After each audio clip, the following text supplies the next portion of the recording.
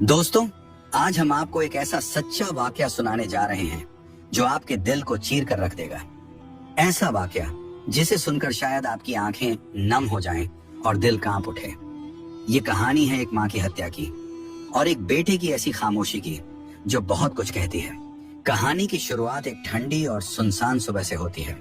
सूरज की किरणें अभी जमीन को पूरी तरह छू भी नहीं पाई थी कि शहर की सबसे बहादुर महिला पुलिस अफसर फाइजा नुमानी को एक बेहद गंभीर सूचना मिली।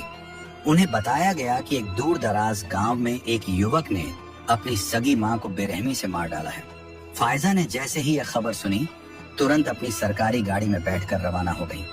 हालांकि पुलिस सेवा में यह उनका पहला साल था, लेकिन अपनी बहादुरी, सिद्धांतों और निडरता के चलते वह थाने की सबसे सम्मानित अफसर मानी जाती थी। जब वह गांव पहुंची तो नजारा देखकर कुछ पल के लिए स्तब्ध रह गईं। एक मध्यम उम्र की महिला की लाश जमीन पर पड़ी थी। उसके शरीर पर गहरे जख्मों के निशान साफ दिखाई दे रहे थे। वहीं पास में एक 21-22 साल का युवक खामोश खड़ा था, जिसके हाथ में एक भारी लकड़ी की लाठी थी। फाइजा ने कड़े लहजे में कहा, लाठी नीचे रखो और चुपचाप हमारे साथ चलो। युवक ने कोई विरोध नहीं किया, लाठी जमीन पर फेंकी और सिर झुकाकर खड़ा रहा। फाइजा ने उसे हथकड़ी पहनाई और थाने ले आई। युवक का नाम था नुमान यूसुफ। उसकी आंखों में न डर था न पछतावा, जैसे सब कुछ उसी की मर्जी से हुआ हो। थाने में कई घंटों तक उसे हवालात में रखा गया। फाइजा चाहती थी कि पहले फॉरेंसिक रिपोर्ट और प्रारंभिक जांच पूरी हो जाए। नुमान लगातार चुप रहा। उसने न कोई सफाई दी न कोई सवाल किया। कुछ ही दिनों बाद अदालत में मुकदमा पेश हुआ। जज ने सभी शुरुआती सबूतों को देखते हुए नुमान यूसुफ को मां की हत्या का दोषी ठहराया और उसे फांसी की सजा सुनाई। लेकिन पाकिस्तानी कानून के मुताबिक फांसी से पहले अपराधी को 2 महीने की मोहलत दी जाती है। यह समय अपील, रहम की अर्जी और आखिरी इच्छाओं के लिए निर्धारित होता है। नुमान को फिर उसी थाने में रखा गया जहां फाइजा तैनात थी। उसे एक अलग सेल में रखा गया जहां न कोई दूसरा कैदी था न कैमरा। बस एक छोटी सी खिड़की थी जहां से हल्की सी रोशनी आती थी। कुछ दिनों बाद एक महिला रोती हुई थाने आई। उसने शिकायत की कि उसके घर में चोरी हो गई है और सारी जमा पूंजी लूट ली गई है। फाइजा ने अपनी टीम को तुरंत वहां भेजा, लेकिन खुद थाने में ही रही क्योंकि नुमान को अकेला नहीं छोड़ा जा सकता था। थोड़ी देर बाद जब वह नुमान के पास गई तो देखा कि वह लगातार खिड़की को ताक रहा है। फाइजा ने धीरे से पूछा, क्या तुम्हें इस फैसले का कोई दुख नहीं? तुमने अपनी माँ को मारा और अब तक कोई वजह भी नहीं बताई। नुमान ने मुस्कुराकर उसकी ओर देखा। उसकी मुस्कान में न मलाल था न नफरत, बस एक अजीब सी खामोशी थी। उसी समय फाइजा को एक कॉल आया। चोरी की खबर झूठी निकली। पैसे दरअसल उसी महिला के बेटे ने चुराए थे। मामला वहीं सुलझ गया। फाइजा ने गहरी सांस ली और फिर नुमान के पास आई, मन में ये सवाल लिए हुए कि आखिर इस युवक ने अपनी माँ को क्यों मारा। क्या वह सच में कातिल है या इस कहानी के पर्दे में कोई और राज छुपा है? इस बार वह उसके लिए चाय लेकर आई। कप उसकी तरफ बढ़ाते हुए बोली, तुम्हारे पास 2 महीने हैं। अगर तुम्हारी कोई आखिरी ख्वाहिश हो तो बता सकते हो। सरकार की तरफ से यह कानून है कि फांसी से पहले कैदी की आखिरी ख्वाहिश पूछी जाती है। नुमान ने कप हाथ में लेते हुए गहरी सांस ली और बोला, मेरी आखिरी ख्वाहिश ये है कि जब तक मैं जिंदा हूँ, हर रात मैं किसी कुंवारी लड़की के साथ रहूं। फाइजा का चेहरा एक पल के लिए सख्त हो गया। वह चाहती तो तुरंत उसे डांट देती, मगर खुद पर काबू रखा। ये कोई आम ख्वाहिश नहीं है। हम किसी लड़की को जबरदस्ती तुम्हारे पास नहीं भेज सकते। नुमान मुस्कुरा दिया, फिर बोला, तो फिर आप ही क्यों नहीं? आप भी तो अविवाहित हैं और कानून यही कहता है कि आखिरी ख्वाहिश पूरी होनी चाहिए। फाइजा अंदर ही अंदर जल उठी, मगर न गुस्सा किया न जवाब दिया। बस धीरे से बोली, मैं सोचूंगी, और वहां से चुपचाप चली गई। उस रात फाइजा को नींद नहीं आई। दिल में सवालों की आग लगी थी। क्या किसी इंसान की आखिरी ख्वाहिश नैतिकता से परे हो सकती है? क्या अपने फर्ज और इंसानियत के बीच संतुलन जरूरी नहीं? रात गहराती गई और नुमान की मुस्कान उसकी आंखों में घूमती रही। कहानी अब उस मोड़ पर थी जहां हर फैसला एक नया रुख ले सकता था। अगली सुबह फाइजा नुमानी अपनी कुर्सी पर बैठी सोच में गुम थी। रात भर की बेचैनी ने उसका दिमाग झकझोर कर रख दिया था। आप ही क्यों नहीं? ये जुमला उसके जहन में लगातार गूंज रहा था। एक तरफ उसके अंदर का इंसान कह रहा था, कि शायद नुमान वाकई टूटा हुआ है। दूसरी तरफ उसकी वर्दी, उसका फर्ज उसे रोक रहा था। उसने ये बात न किसी सीनियर अफसर से कही, न ही कोई लिखित प्रतिक्रिया दी, लेकिन उसने फैसला कर लिया था वह नुमान के दिल के अंदर झांक कर देखेगी कि वह असल में कौन है। फाइजा ने कई दिनों तक नुमान से बात की। वह हर बार टाल जाता, मगर हर बार एक नया पहलू दिखाता।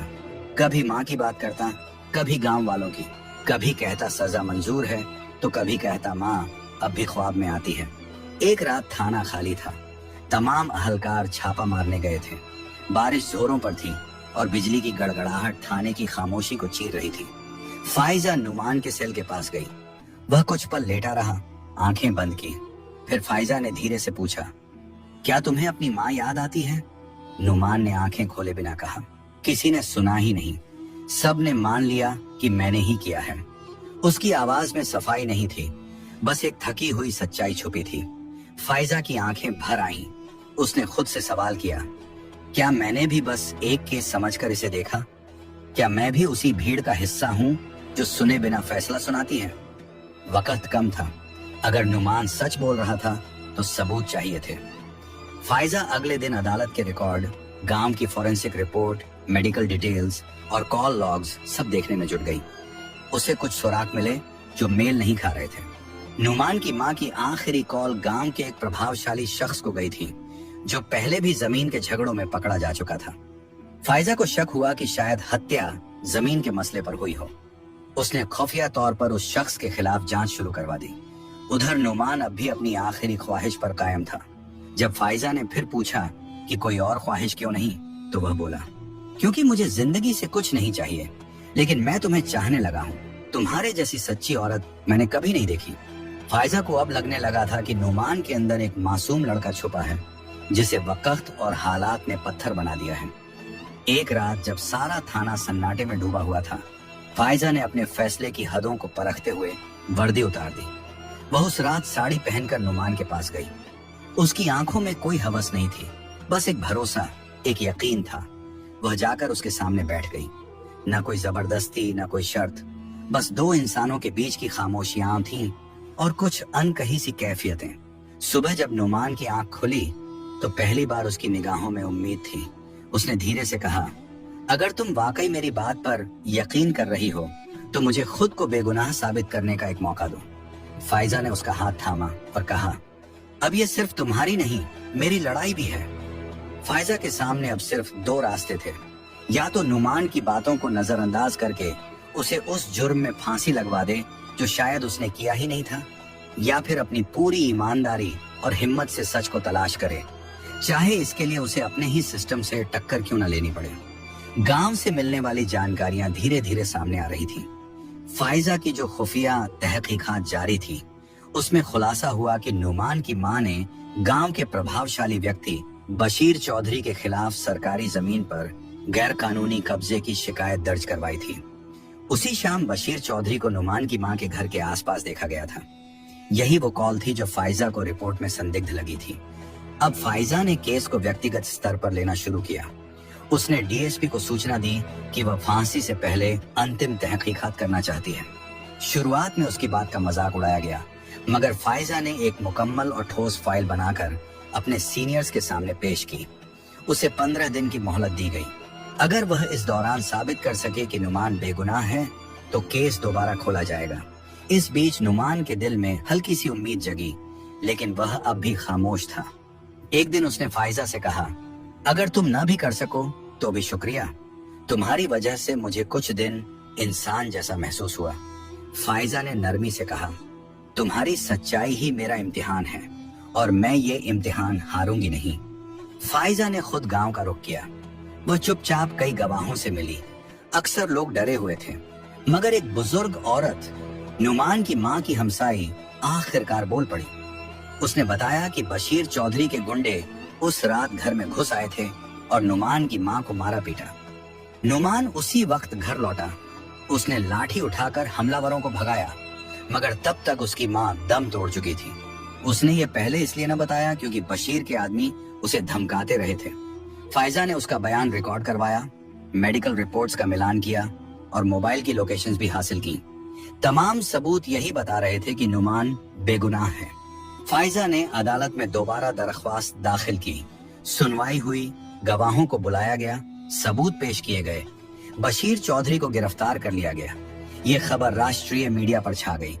आखिरकार अदालत ने पुराने फैसले को बदल दिया और नुमान को बरी कर दिया गया। नुमान चुपचाप फाइजा के पास आया और बोला, तुमने मुझे जिंदगी वापस दी। फाइजा ने मुस्कुराते हुए कहा, इंसाफ सिर्फ अदालतों में नहीं, दिल और जमीर में भी लड़ा जाता है। कुछ महीनों बाद दोनों को अक्सर एक साथ देखा जाने लगा। न फाइजा ने किसी शादी का ऐलान किया, न नुमान ने कोई बयान दिया, मगर जो भी उन्हें देखता उनकी आंखों में एक दूसरे के लिए एहतराम और सुकून जरूर पाता। एक कैदी और एक अफसर की ये कहानी, जो एक अनोखी ख्वाहिश से शुरू हुई थी, अब सच, एतबार और जद्दोजहद के बंधन में बदल चुकी थी। कहानी यहीं खत्म नहीं होती। ये इस समाज के लिए एक आईना है, जहां हर गुनहगार जरूरी नहीं कि मुजरिम हो, और कभी कभी इंसाफ की राह महज कानून से नहीं बल्कि इंसानियत से भी होकर जाती है। प्यारे दोस्तों, आज की हमारी कहानी आपको कैसी लगी, कमेंट बॉक्स में अपनी कीमती राय जरूर दीजिएगा। मुझे दीजिए इजाजत, मिलते हैं अगली वीडियो में। तब तक के लिए अपना और अपने परिवार का खास ख्याल रखिए। अल्लाह निगहबान, अल्लाह हाफिज।